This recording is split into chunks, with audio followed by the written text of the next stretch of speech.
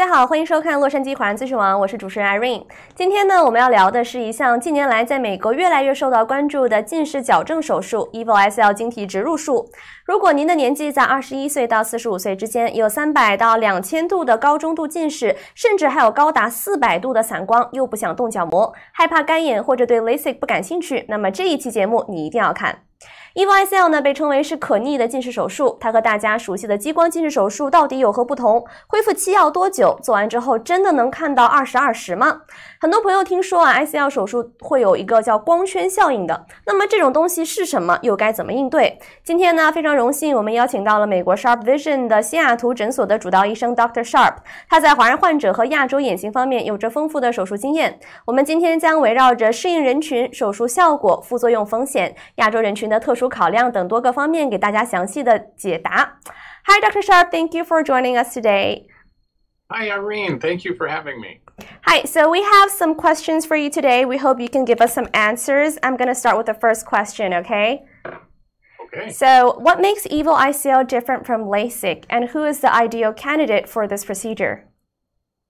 Oh, well, EVO ICL has quite a few advantages over LASIK. So there's some things, especially in the higher ranges of prescription. So people may know their prescription, and typically there's a minus something number. So if you're a -3, that is a medium amount of nearsightedness. It can be -6, -10. So those are numbers of increasing nearsightedness. And in general, the EVO ICL is better for people who have a higher prescription. It's very accurate, it's very stable, and it's very good quality of vision, meaning like glare and halos. And LASIK is great in the low ranges of prescription, but it still tends to cause a little more dryness in the early phases post-operatively versus the EVO really doesn't. So some of our patients are concerned about dry eyes. That just doesn't exist with the EVO ICL. And the accuracy and stability may be something that are really appealing to people, especially with higher degrees of nearsightedness. So what's the recovery process? Can you give us like a walkthrough? Can I get like a 20/20 after EVO ICL? Absolutely. So we did about 6 patients, 12 lenses yesterday, and every single one of them was in that 20/20 range. So very close to 20/20 day 1. And there's no pain either during the procedure, which with LASIK, there's a little discomfort of pressure during the procedure. With EVO, there really isn't any discomfort. And the lens goes in, so there's no post-operative discomfort either. People say their eyes are a little tired or feel a little dry afterwards, but not any sort of pain afterward. And then the next day, it's not perfect, but where they could drive, they could read, you can bathe, exercise, screen time is all fine the next day. Now it gets a little better for several weeks afterwards. There's tends to be, especially at night, a little more glare early on.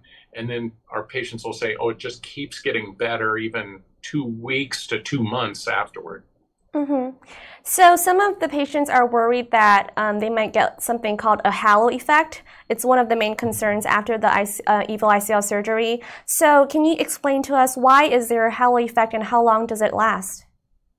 Well, for virtually any way of correcting your vision, whether it's glasses, contact lenses, LASIK, EVO ICL, you're going to have some degree of glare, halos, starbursts, all by slightly different names, but all imperfections in your night vision. Daytime, really not so much with any of those, but at nighttime. And so I always encourage patients to look at their vision at nighttime and see what it's like with their contact lenses in. And that's typically what it'll be like with the EVO ICL also, for kind of those same reasons, that as our pupils get bigger at nighttime, it lets in more light, and therefore any aberrant or irregular light you may see more in dimmer light. And so you'll have that no matter what, but it's similar to what you'd see with contacts, maybe even a little better than you see with a good contact lens at nighttime. Okay, so what about high astigmatism? How's the toric ICL lens different from the normal ICL lens?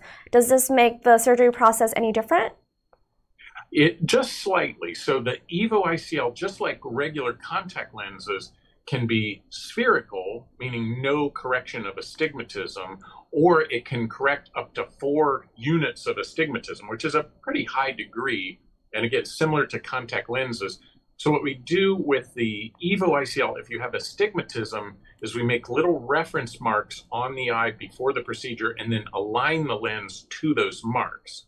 If you don't have astigmatism, we still do it basically horizontal in the eye, but you don't have to worry about the position of the lens. Okay. So it's very similar to contacts, only that it won't rotate in your eye the way contacts, if you have astigmatism, can rotate and blur your vision a little. The EVO will not. It's fixed in place. And some people also worry about endothelial cell loss. Is that something that they should be concerned about? I think not at all. So in our FDA, and the US FDA is very, very stringent on these things, we measure those just to make sure that it's not affecting those cells. So what you're referring to is the cell lining on the back surface of your cornea, which is the clear dome over your eye.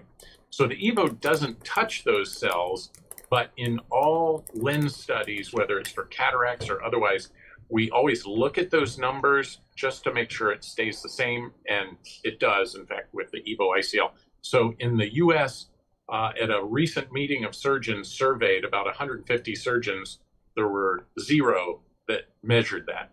So that's more of an academic thing, something that you would look at in an FDA trial or on a research type basis. But clinically speaking, we're not concerned about those endothelial cells. Okay, thank you so much. So Sharpe Vision is also in Seattle, Bellevue. It's actually in the right center of the Chinese community. So can you tell us some of your experiences on Asian eyes? Because we typically have smaller eyes. Yeah, I mean, it does seem a little trending but in general, if a person's smaller, they tend to have a little bit smaller eyes. So it's not so much Asian as I think the size of the person. So we have a big Asian 25-year-old man will tend to have bigger eyes. But you're right in that the lens comes in 4 different sizes, diameters, and each power, there's about 25 different nearsighted powers and 7 different astigmatism powers. So it's a variety that fits almost anybody. And it's about 95 to 97% of people are candidates for it. And what we are just blessed to be able to help our Chinese citizens here in the United States with, who many have a very high prescription. So our patients are largely Chinese in our practice or Asian. And I was also at a meeting where it said 96% of Koreans and 93% of Chinese and 94% of Japanese are nearsighted by age 20. So it's a big epidemic, but fortunately at Sharpe Vision, we have the technology to handle almost any patient is now a candidate because of the EVO that overlaps with LASIK.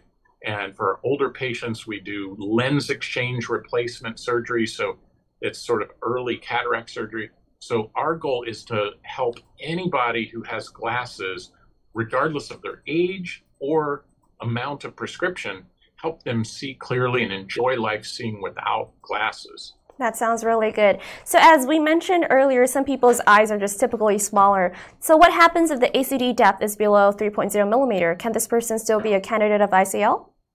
Oh, you've done your research, Irene. That's great. So now the FDA trials also allowed only 3.0 millimeters or bigger. And what you're talking about is the space between the natural lens and the back of your cornea. And outside the US, virtually every other country will use 2.8 millimeters. So we use 2.8. I've even gone a little bit under that if need be for somebody who just has no other options and can't wear glasses, can't wear contacts, and they do great. I found that doesn't matter too much, that depth. I mean, we don't want to go too shallow, but we can potentially go down to at least 2.8 with 0 issues because of that.